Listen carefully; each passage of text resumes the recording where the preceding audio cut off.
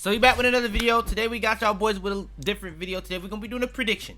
It's going to be a football video. We don't usually do predictions with football unless it's the Premier League. We've been waiting on this, the Champions League. We are getting to those stages. We are in the playoffs. I'm not going to be predicting the entirety of it because we still have to do the draw for the round of 16 to know who's going to play who after the playoff. But we are going to be predicting the playoff today.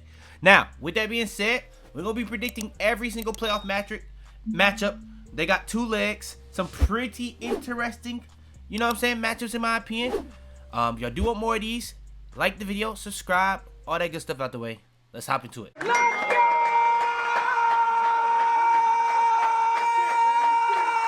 Alright, so we got every single matchup for the playoff. Let's get into it. So first matchup, let's go into one that's not that most critical, I guess. Qarabag, Newcastle. Qarabag was actually kind of underrated in the Champions League. It kind of squeezed in, but they was kind of underrated. It was not the easiest game. I'm gonna go Newcastle. I don't think that this one is that crazy of a matchup. I'm personally gonna have to say Newcastle goes on into the knockouts, personally, for me. Next, who is another pretty easy prediction? I guess this would be the closest one, I would guess. Olympiacos, I feel like you can get a lot of goals on them. They actually, bro, when they played Madrid, it was a lot closer.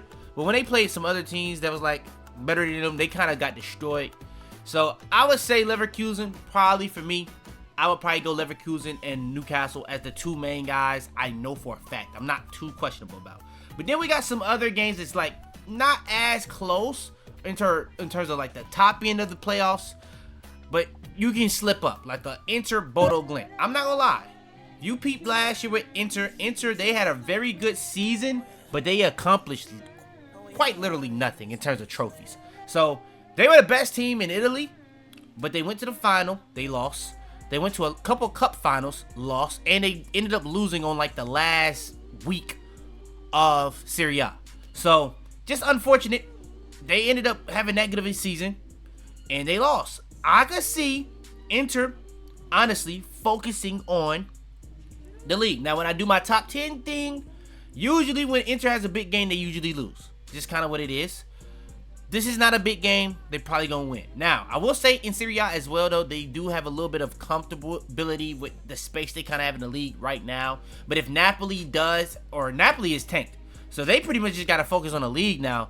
I think Napoli could start going on a run in this second part of the season that could make Inter have to focus on the, at least leaving with something this year. So I'm gonna have to say Inter in this one, but I wouldn't be too surprised Bodo Glimt, because when they played City, they was able to get after them.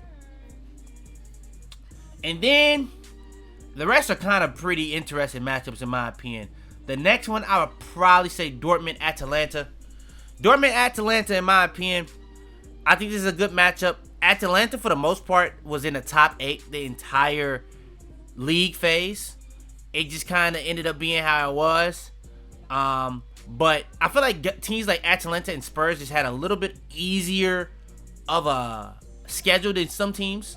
But I do think Dortmund has actually had a kind of interesting league phase, in my opinion. I'm going to have to say Dortmund. But this one might be actually the closest of all these. Then next, now I'm not doing it based off how close it is. I'm going to do it based off the ones I just want to do. Club Brugge, Atleti. Atleti is very good. Club Brugge, you can. This is like the better version of Bodo Glimt, in my opinion, in terms of teams you can slip up on, because Club Brugge is actually very good. Very, very good. Like, this is a team that could really beat a team that just don't take them serious. So it really does come down to that first leg. If they can take advantage of that, they could end up moving on. Atleti is not in the best form right now. If this was like early in the season, I probably would go Atleti. But right now, I would say it's more likely for Club Brugge to move on, but I probably would go Atleti. Keep it a bean. Keep it honest, I probably would go Atleti. But Atleti, you can get at them, in my opinion. Especially Club Brugge, especially the way they play, they could get them on the counter, hit them on the counter.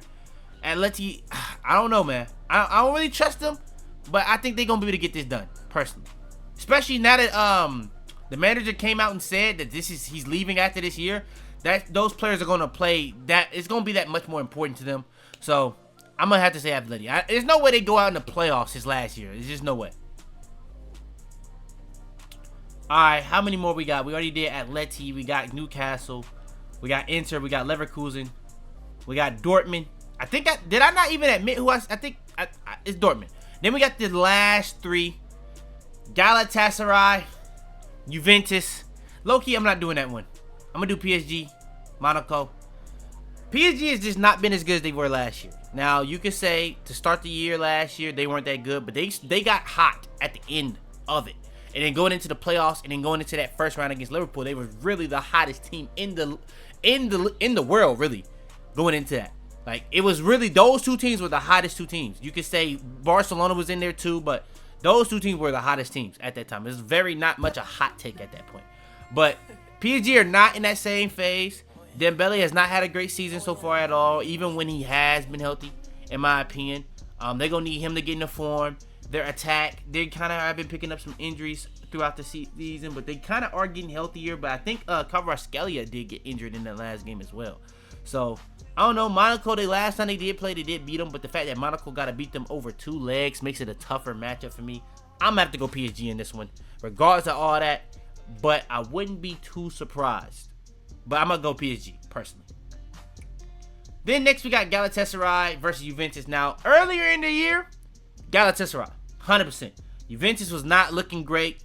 Galatasaray was actually able to like consistently get points on guys. Osman gonna be coming into Italy trying to win this. I'm not even gonna lie to you. That's gonna be very interesting to me. But I'm going, based off current form right now, Juventus is in very good form right now, in my opinion. Like, they've ever since the latest changes they've been making, they've been in very good form right now. So I'm actually have to go with Juventus here. They just beat Napoli 3-0 over the past weekend. I'm gonna have to go Juventus personally for me. So I'm gonna go Juventus over Galatasaray. And we got last but not least, Benfica Real Madrid rematch. I'm gonna be real. Real Madrid players to Benfica players, Real Madrid clears. But it's not that simple, in my opinion. At a certain point, Vini is just, like, this is not a stretch for Vini. Vini is just not that good right now. It's just what it is. Just the reality of it. Mbappe is in great form right now, but they have a lot of issues in terms of getting countered. And when it comes to breaking down low blocks, Madrid is not that great, which is a kind of issue with what they had against Benfica. Benfica was hitting them on the counter, and they were kind of just sitting back, letting Madrid kind of have the ball. Now, if that's the case, that is not a great matchup for Madrid.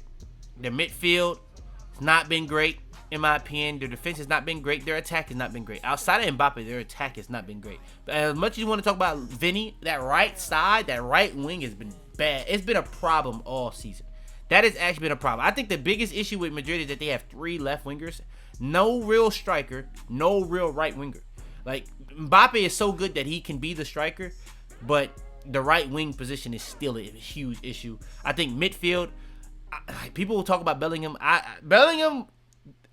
was with Cole Palmer last year. Bellingham and Cole Palmer, for whatever reason, has this PR that they can literally not be good at all for a full season and be in conversations as the best player in a position. Somehow. I don't get it. This is going on 2 seasons with Bellingham.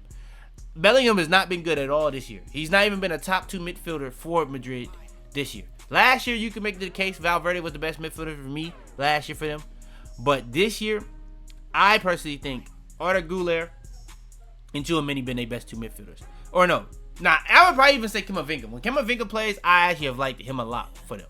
But defensively, that midfield, one thing I say about Arda Güler, he gives them nothing on the counter.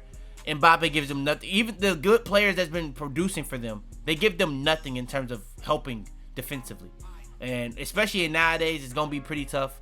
I could see a way where Benfica gets this. And the weird thing is, you can't even do the Real Madrid history thing because, bro, they're in a weird situation right now where they have an interim manager. I don't know how much to really believe in it. I need to know what's going to happen with the Rodrigo red card and the Asensio red card because they both got red cards. Are they going to be suspended? that was gonna be pretty interesting because I'm pretty sure Militao is still gonna be out for this. Now, if he's coming back by then that kind of does change things. I probably got just Madrid at that point because Militao coming back is gonna be pretty big for them. But it's tough. It is tough. They really are dependent on Mbappe. This is a bad matchup for them. I'm gonna probably go Madrid though. So I ended up going PSG, Juventus, Madrid, Dortmund. This probably was like, if we talk about in terms of the scale of the teams, this is probably the closest matchup. Leverkusen, Inter, Atleti, which is low key. If I'm questioning any one of these the most, it low key is this. I'm almost only picking this one because it's last year. That's the only reason. And then I got Newcastle. I think this is the one I probably have the most confidence in. This one or this one. But yeah, Leverkusen ain't been that great either this year, to be honest. So they could get snuck up on. But that's my playoff predictions for the Champions League playoff. Tell them to bring me my money. Yeah!